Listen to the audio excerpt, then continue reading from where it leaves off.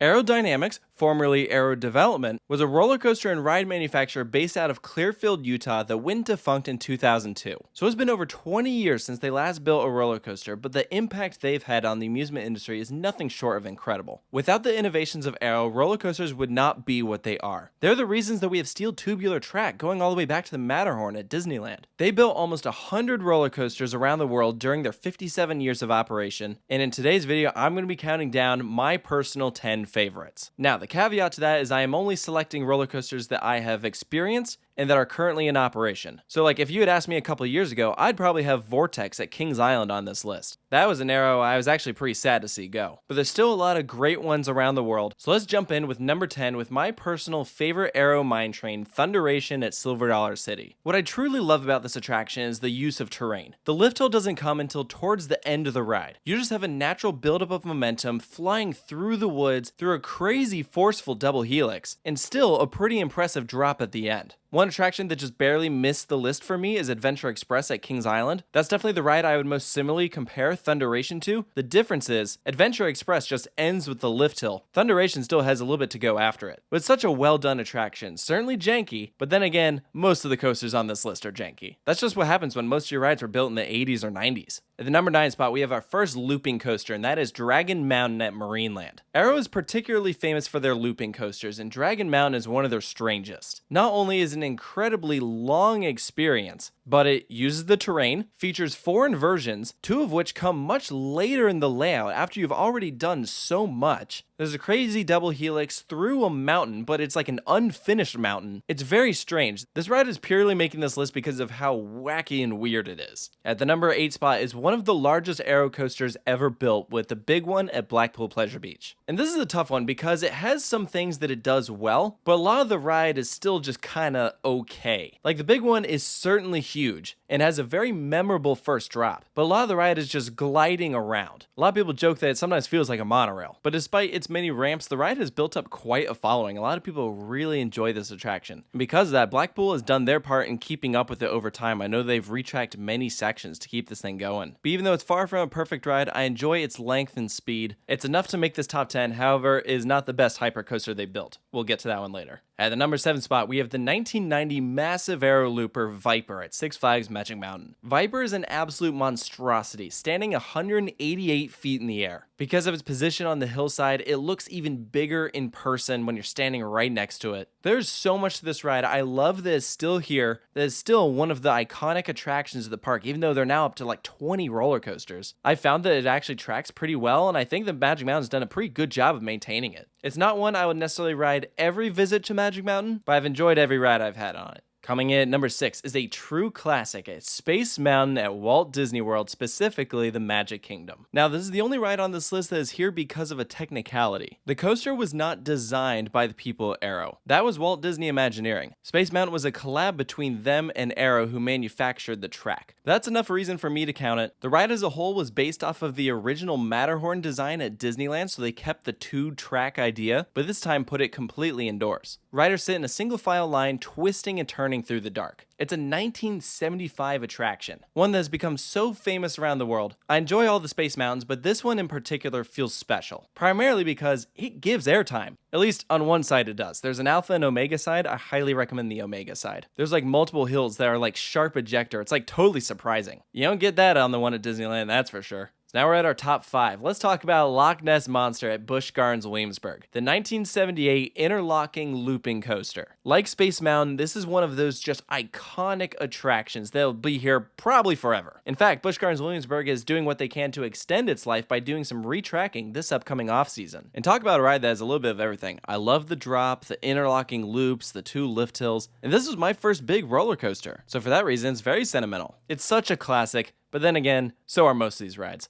At the number 4 spot, we have an Aero that on paper doesn't look like much, but those who have ridden it know how good it is, and that is Canyon Blaster at the Adventure Dome in Las Vegas. Now, Arrow has done many of these traditional loopers where it's like 2 vertical loops and then some corkscrews and that's it. But this is one of their later ones. This was built in 1993, and for whatever reason, this thing is a powerhouse, and it is way smoother than most of those others. The pacing on this attraction is actually kind of wild. Like, the Adventure Dome literally built El Loco in 2014, over 20 years later, and I still prefer this thing. It's a coaster that you gotta catch your breath afterwards, and you wouldn't expect it. Definitely an underrated ride. Which brings us to our top 3. Maybe a controversial pick, but number 3, I have Magnum XL 200 at Cedar Point. Now, I talked about how big one has a fan base. Magnum really does. I am one of those individuals that will ride the attraction every time I go to Cedar Point. I will not marathon it. I can appreciate what it does and appreciate its historical significance. Like, this was the first complete circuit roller coaster to go over 200 feet. That's amazing. The impact that Magnum XL 200 had on the theme park industry is nothing short of amazing. But it's definitely got some jank to it, that's for sure. Be prepared to get thrown around here. But the airtime at the end makes up for it. Those triangle hills will send you up out of your seat so sharply, so suddenly, you can't help but smile. Which brings us to our number 2 coaster, Tennessee Tornado at Dollywood. In my opinion, this is by far the best Arrow looper, and rightfully so. It was the last one they ever built. It opened in 1999, features 3 inversions. It's a shorter layout, but it is so smooth, and like Canyon Blaster, it is a powerhouse. The pacing is wild. You gotta love that first vertical loop. It is so huge. And then just running up against the ground for the second half of the coaster, flying through those different elements, you hit the brake run with so much speed. This was my favorite roller coaster at Dollywood for years. In fact, I would still argue it's the best steel coaster at the park. It's nothing short of amazing, and again, one of those attractions that, on paper, probably doesn't look as good as it actually is. So what could number 1 be? Of course, it's X2 at Six Flags Magic Mountain. Unfortunately, this was the roller coaster that bankrupted Arrow, but the coaster they got out of it is nothing short of amazing. It was the prototype 4th dimension coaster, so it uses an extra set of rails to rotate your seats forwards and backwards. It's a controlled rotation, so you go backwards up the lift hill, stare straight down at a vertical drop, do inversions when the track itself is not inverting, and it does this on a coaster that is just so enormous. Over 200 feet in the air, it's the first thing you see when you're pulling up to Magic Mountain, and what a bold first impression it makes. There's very few roller coasters that I would consider scary, and X2 to this day still gets my heart pounding. It's absolutely one of those rides that you look at and you're like, I can't believe that this thing exists. That's not saying it's a perfect ride. I actually commend S&S, who actually absorbed all of Arrow's assets.